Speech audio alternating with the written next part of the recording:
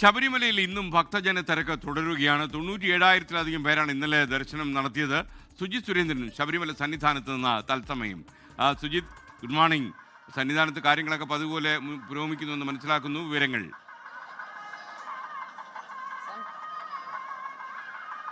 ഞായറാഴ്ചയ്ക്ക് ശേഷം സന്നിധാനത്ത് വലിയ രീതിയിലുള്ള തിരക്ക് തന്നെയാണ് ദൃശ്യമാകുന്നത്. തിങ്കളാഴ്ച 1,10,000-ലേറെ ഭക്തരാണ് എത്തിയതെങ്കിൽ ഇന്നലെ 97,297 പേരാണ് ഹരിവരാസനം പാടി നടയടയ്ക്കുന്നതുവരെ ദർശനം നടത്തിയത്. ഇന്നും തിരക്കിന് ഒട്ടും കുറവില്ല. രാവിലെ 5 മണി വരെയുള്ള കണക്കുകൾ പരിശോധിക്കുകയാണെങ്കിൽ 19,164 പേരാണ് ദർശനം നടത്തിയിട്ടുള്ളത്.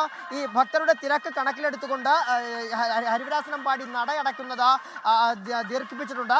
11 മണിക്കാണ് സാധാരണ ഹരിവരാസനം പാടി നടയടയ്ക്കാറുള്ളതെങ്കിൽ ഇന്നലെ 11:20 ഹരിവരാസനം ആരംഭിച്ചത്. 11:30 നടയടച്ചത്. ഏതാണ്ട് അരമണിക്കൂറോളം ഭക്തർക്ക് ദർശനത്തിനുള്ള സൗകര്യം കൂടി വർദ്ധിപ്പിച്ചിരിക്കുന്നു എന്നുള്ളതാണ്.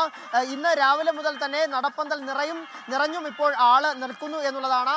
ഇപ്പോൾ ഉഷപൂജ സമയമാണ്. പൂജാ സമയത്ത് നട കുറച്ചു സമയം അടച്ചിടും. ആ സമയത്ത് ഭക്തർക്ക് ദർശനത്തിനുള്ള സൗകര്യമില്ല. അതുകൊണ്ട് തന്നെ ആ സമയത്ത് ഭക്തരുടെ നിര കൂടുതൽ നീളുന്ന ഒരു സാഹചര്യമാണ് ഉള്ളത്. ഫ്ലൈ ഓവർ നിറഞ്ഞും ഭക്തർ എത്തുന്നു. കൊടിമരത്തിന് ചുവട്ടിൽ നിന്നും ഭക്തരെ 18-ാം പടി ചവിട്ടി ഫ്ലൈ ഓവറിലേക്ക് നിറച്ച് ഫില്ല് ചെയ്ത ശേഷമാകും ഈ പൂജാ സമയത്തിന് ശേഷം നട തുറക്കുമ്പോൾ ആളുകളെ കടത്തിവിടുക. പുല്ലുമേട് വഴി വരുന്ന ഭക്തരുടെ എണ്ണത്തിലും വലിയ രീതിയിലുള്ള വർധനവാണ് ഉള്ളത്.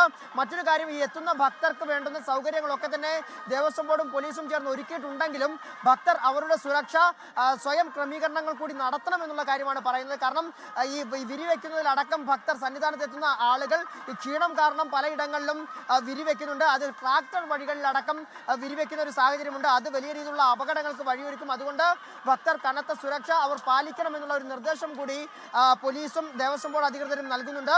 അന്നദാന കേന്ദ്രങ്ങളിലൊക്കെ തന്നെ വലിയ തിരക്ക് നമുക്ക് ദൃശ്യമാകുന്നുണ്ട്. അന്നദാന മണ്ഡപത്തിൽ വലിയ രീതിയിലുള്ള തിരക്കുണ്ട്.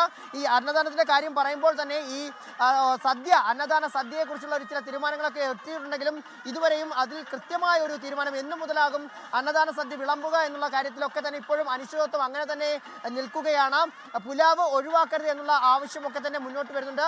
ഒപ്പം തന്നെ അന്നദാന സദ്യ ഒരുക്കുകയാണെങ്കിൽ അത് വിളമ്പുന്നതിലടക്കമുള്ള ക്രമീകരണങ്ങളിലൊക്കെ തന്നെ വലിയ ബുദ്ധിമുട്ടുകൾ ഉണ്ട് എന്നാണ് ദേവസ്വം ജീവനക്കാരുടെ സംഘടനകളടക്കം അറിയിച്ചിട്ടുള്ളത്. ഏതായാലും സന്നിധാനത്ത് ഭക്തരുടെ തിരക്ക് വലിയ രീതിയിൽ വർദ്ധിക്കുന്നു എന്നുള്ളതാണ്. ഇന്ന് രാവിലെ മുതൽ തന്നെ ഇന്നും വലിയ രീതിയിൽ തന്നെയുള്ള തിരക്ക് തന്നെയാണ് സന്നിധാനത്ത് ദൃശ്യമാകുന്നത്. ലോകത്തെവിടെയായാലും ഏത് സമയത്തും 24 വാർത്തകളും ഓഗ്മെന്റഡ് റിയാലിറ്റി പാക്കേജുകളും എക്സ്പ്ലെയിനറുകളും വിശദമായി കാണാൻ ഞങ്ങളുടെ യൂട്യൂബ് ചാനൽ നിങ്ങൾക്ക് സബ്സ്ക്രൈബ് ചെയ്യാം.